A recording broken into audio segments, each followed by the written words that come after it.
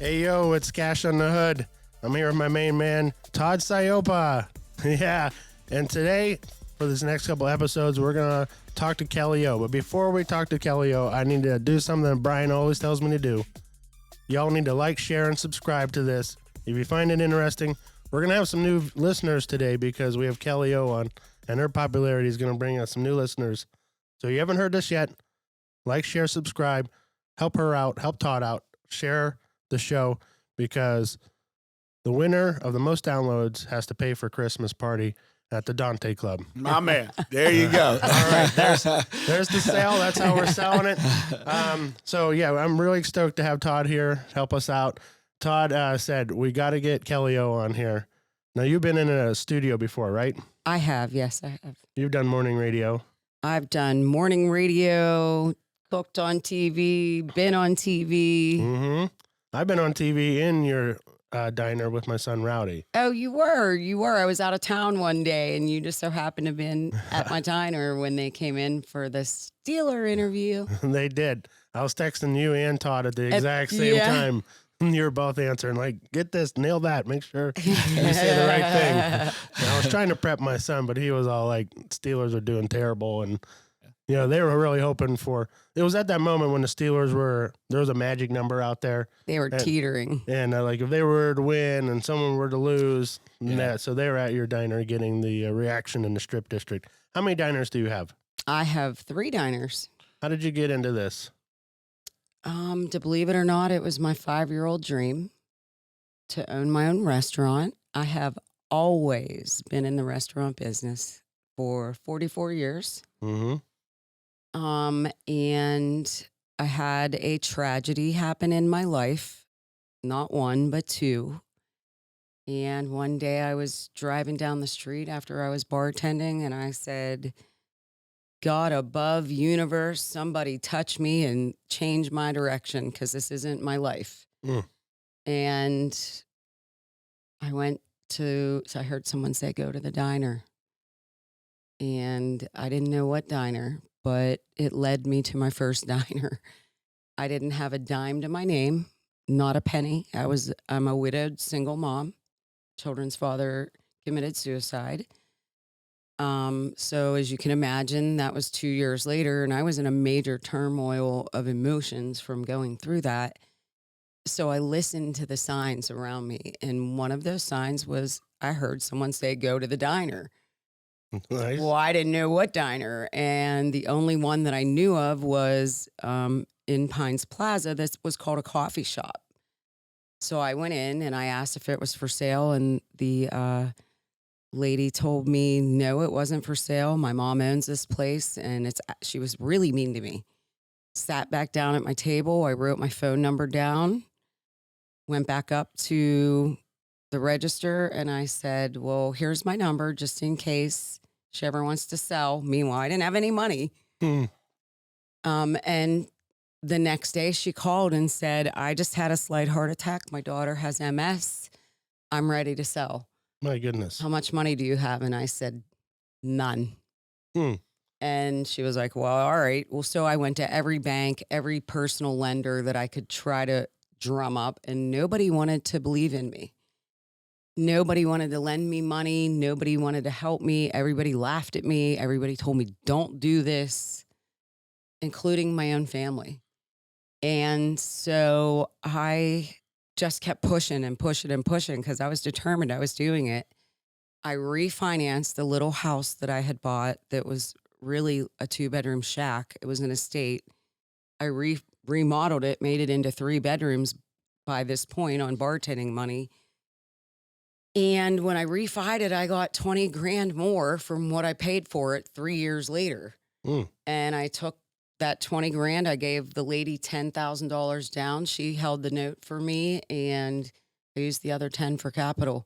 But that was 22 years ago. So to do that today, you wouldn't be able to do that. You need another 0. Yeah. No, maybe 2 more. Right. Yeah. So that's how I originally got started. She actually financed me at 7%, which our rates right now are 8%. So it was pretty high back then. And I literally took my diner over right after 9/11, which I'd already had signed everything. 9/11 happened. October 30th was my takeover day. So it was incredible for me to be able to survive in that time of our lives where nothing was happening. Everything came to a standstill then. Yes, it did. The whole country did. The whole country did. But lo and behold, I still made it. I still kept plugging away. And then, just with determination and the love of and passion for people to feed them and make them happy, because that's what I've always done. My love for myself and my business and my family came first. And I just kept pushing until everybody said, oh, yeah, you have something here. Nice. And then my loyal customers, I still wait on those first customers that came in. They're still loyal families. Their children and their grandchildren are now eating in my diners, and they're adults. Where do you still have that first diner? I do. It's in Pines Plaza up on Perry Highway. I have been there 22 years. It's a very small shotgun, very grandfathered in, antique style little diner from back in the day. 1957, Todd was doing some work in my diner, removing asbestos in the very beginning. The first year I bought it, I closed down. He removed asbestos. He found a time capsule behind the booths. The booths, yeah. And it was the newspaper was dated January 21st, 1957. So we're so close to being so old. Like, that place is old. Yeah, it is. It's old. And is that how you met Todd? I met Todd through a really good friend of ours that just passed away. Yes, like 20 some years ago. Yeah. Phil? Yeah, it was Phil Isley. God rest his soul. Yeah, good dude. Great guy. Right? Helped so many people in this city and many other cities. Yeah, he was very good to a lot of people. He is a nice guy. I've been to Todd has invited me over to his house, and we've made music there. Oh, yeah. He had the recording studio downstairs. His son's there with a recording studio. Yeah. We went over there with our favorite rappers and had a good time. Oh, that's awesome. Yeah. That's good to hear. That's great to hear. So, okay, back to your restaurants. How long before you expanded from the first one in the shopping plaza? So what happened was, after I bought my diner, my sister worked for me, and she was working for Giant Eagle, and she was in the union, and they took her pay from really high and cut it in half. And she said, I can't live on this. I don't know what they're doing. And I said, buy a diner. You can serve coffee. She's like, I never served coffee before in my life. Her diner was not the same as mine, but it was still a family style diner. And then my best friend, Wendy Benton, who was Todd's babysitter back in the day. And we didn't know it till after the long story, but she as well bought a diner, which was the Hot Metal Diner, and Bob's first, but then she sold that and bought the Hot Metal. But her and I decided to do a campaign together. We called ourselves the Diner Ladies. I wanted to be on TV. That was my dream. I wanted to be on TV. I wanted somehow to get on there. So we decided that we were going to do a commercial. So 5 of us got it together. We got more bang for our buck. If all 5 of us did it, we'd each get a little clip, a 15, 30-second clip on TV. But they let me cook live on Pittsburgh Today Live. It went fantastic when I cooked live, even though I'm a swearer. I didn't swear. I was able to cook and interact and talk at the same time. So they kept inviting me back. Well, then I got a newspaper article about it, the Diner Ladies, blah, blah, blah. And then the next thing, I wanted to be on the Food Network. So I pasted a picture of my face on a Food Network magazine. The next thing I know, Food Network calls my cashier said, hey, there's someone from the Food Network on the phone. I'm like, you're kidding me. Because everyone was saying, you're the next Rachel Ray, which I wish I was, because the lady's banging in the money. Yeah. But she is. She's banging it. She is. And, lo and behold, they called and said that Guy Fieri was coming for Diners, Drive-Ins, and Dives. And I was like, I'm not a chef. I'm just a cook. Mm-hmm. I never was trained in culinary, and nor do I want to be. I like the way that I cook, grandma style food, comfort food. Mm-hmm. When you're hungry, this is what, oh my God, this tastes so good. So I just did my thing. I stuck with what I wanted, and I made halushki, which we grew up on. I come from a family of 6 children. So, Mm-hmm. you have to make the food last. So halushki was a thing. And when my grandma stuffed cabbages, she would make the rest into halushki, which was my favorite. I don't like stuffed cabbage. Sorry, people. But no, my wife loves it. She gets it from the churches. It's always on the list for whenever we go fish fry, pierogies, haluski. Yes. We want to try it's a Pittsburgh thing, and that's why I wanted to put that out there for everybody. Is the world didn't know what halushki was. Well, neither did Guy Fieri. Really? He did not. And when he tasted that, he was like, "Oh my God!" He even went home that weekend and made it. Yeah. Then he put me in his cookbook. Because, of course, they filmed at my diner. And then, the halushki has blown up through the United States because of that show and because I was determined to do something my grandmother made. That's awesome. Do you remember what you made on that Pittsburgh Today live show? I did. I was making omelets. And the funniest part of it was when... John, I forget John's last name, but John was trying to flip the omelet, and when he flipped it, of course it's a studio kitchen, so it's electric. Mm-hmm. When he flipped it, it landed on the burner, and I can't stand the smell of burnt eggs, and I was like, "Oh my God, you're eating that one!" And it just, the response from the audience was incredible because he started laughing. He's like, "I'm eating it anyway. I don't care." John Shumway. No, it wasn't Shumway. I forget John's last name. Sorry. I can't remember his last name. That's a cool experience. I want the listeners to be able to taste what you're making right there at that moment. So I made a crab and asparagus omelet with hollandaise sauce. I have served that since the very beginning of Kelly O's. I've served biscuits and gravy was something that I learned how to make from my pawpaw down in North Carolina. That's my favorite. That's what I order when I go there. Homemade. So homemade sausage, homemade gravy with that, and then the homemade biscuits. All right. Yeah, so it's, I could eat one right now. Actually. We will here in a little bit. Yes.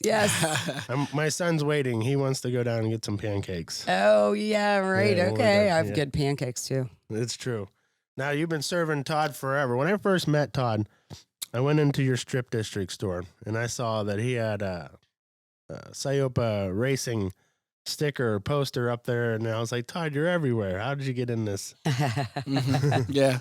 Todd's one of my best friends. Yeah.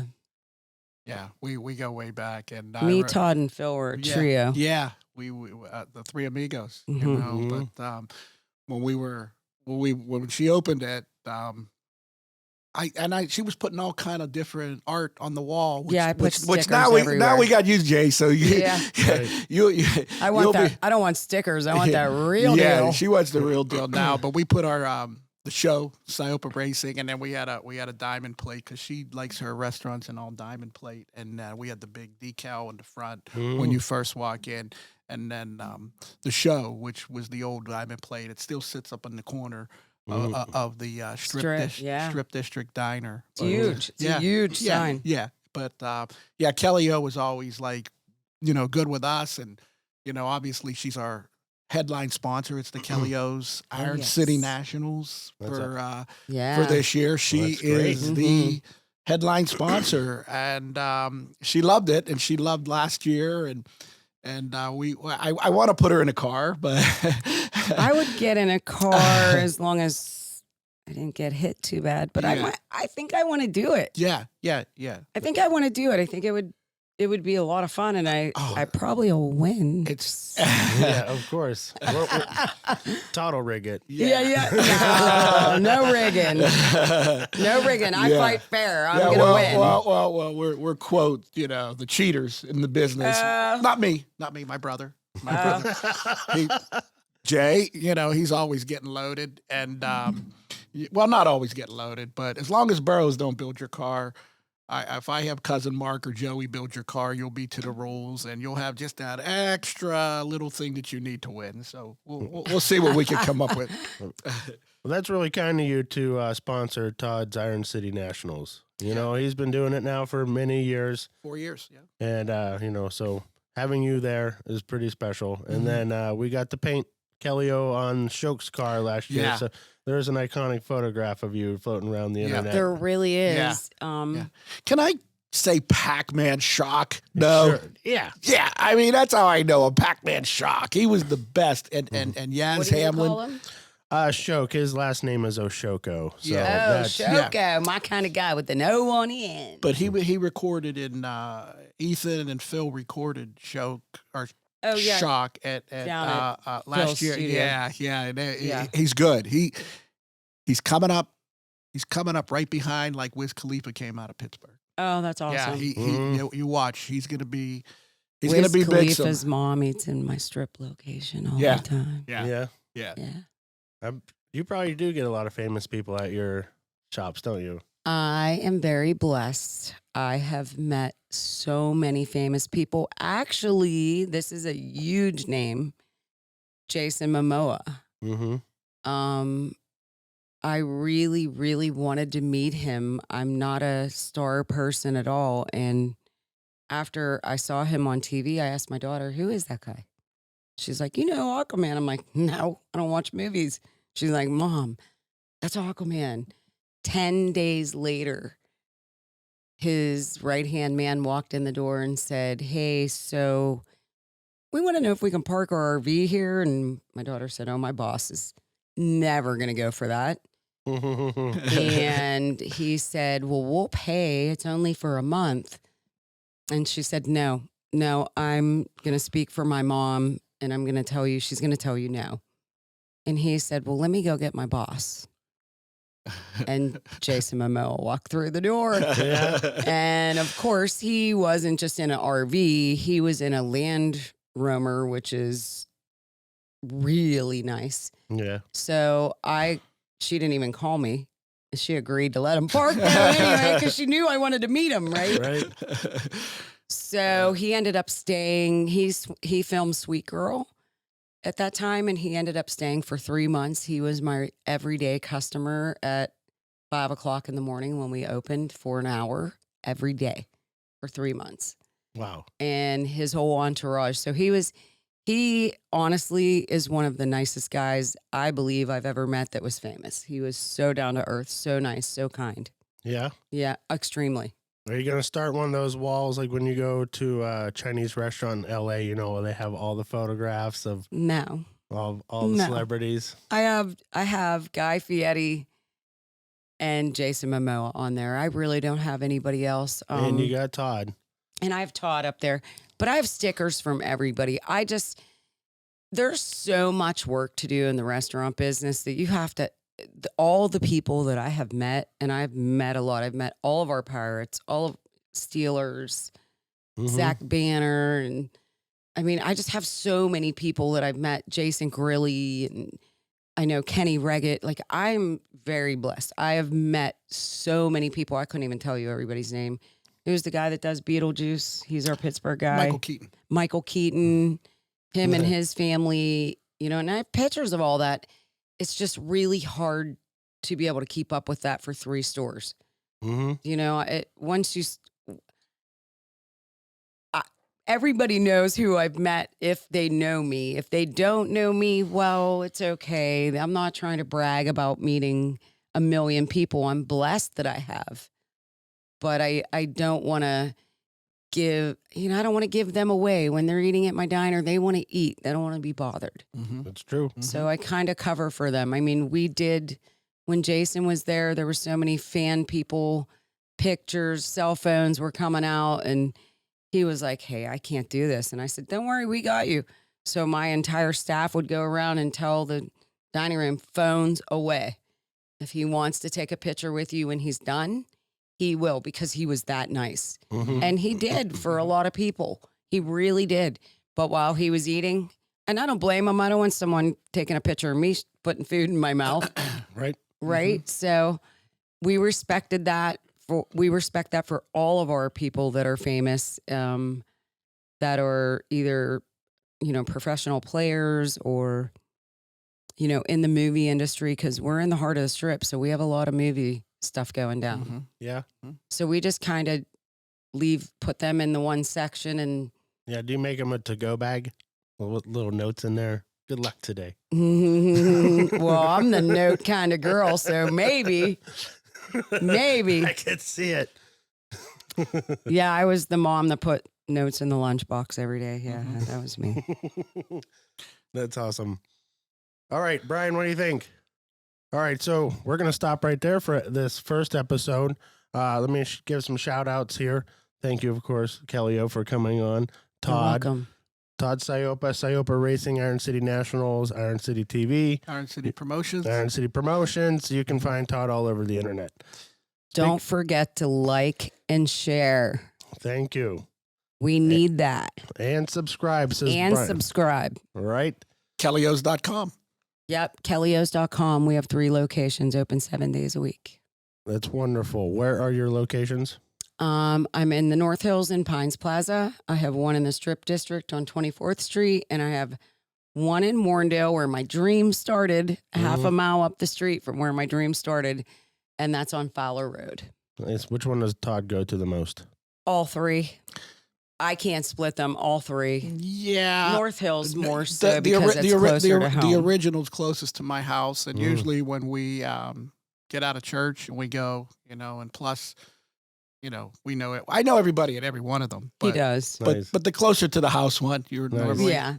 I liked when she was open for. She opened one time for 24 hours, and we had lived downtown. I would eat breakfast, lunch, and dinner there. Yeah, he did. That 24-hour thing for a diner is a little much. Yeah, it is. It's a little much. Yeah, that 3 a.m. shift's tough. Yes. Yeah. Too much. Yeah. I can't watch it all the time. Then It's true. I'm not a vampire. Yeah. Let me give a shout out to Brian Cottington, our producer. He has 269 podcasts in the bank already called Cinema Psychos. And without him, we don't have a show. So we're super excited that he works where he works and does the effort that he does to make this show fantastic. So stick around. Episode 2. You're probably going to be listening, and it'll be in 2 weeks from this moment. So. Oh, nice. Thank you for having me. Stick around.